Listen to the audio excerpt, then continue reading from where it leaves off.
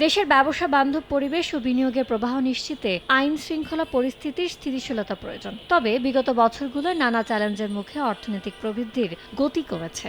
এমতাবস্থায় সামষ্টিক এমন প্রেক্ষাপটে শনিবার মতিঝিলে Dhaka chamber of commerce and industry আয়োজিত মতবিনিময় সভায় সামষ্টিক অর্থনৈতিক স্থিতিশীলতার পাশাপাশি নিরাপদ ব্যবসা পরিবেশ নিশ্চিতে জোর দেন ব্যবসায়ী নেতারা। অনিয়ম, দুর্নীতি, প্রশাসনিক জটিলতা ও দীর্ঘসূত্রিতা ব্যবসা পরিচালনার প্রতিবন্ধকতা সৃষ্টি করেছে। এসব সমস্যা ব্যবসার ব্যয় বাড়ায় এবং দেশীয় ও বৈদেশিক বিনিয়োগ নিরুৎসাহিত করে। গণতান্ত্রিক পরিবেশ ও সুষ্ঠু বাজার ব্যবস্থাপনা ছাড়া আইন শৃঙ্খলা স্বাভাবিক থাকে না বলে মন্তব্য করেন এফবিসিসিআই এর প্রশাসক।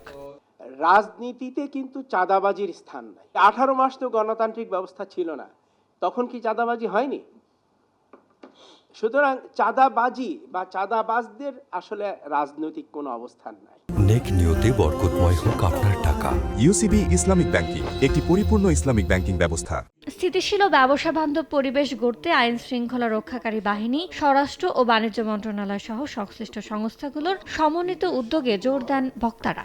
উইক যে ল অ্যান্ড অর্ডার সিচুয়েশন সমাজের সবচাইতে বেশি প্রভাব বিস্তার করে এই ব্যবসা বাণিজ্যের ক্ষেত্রে।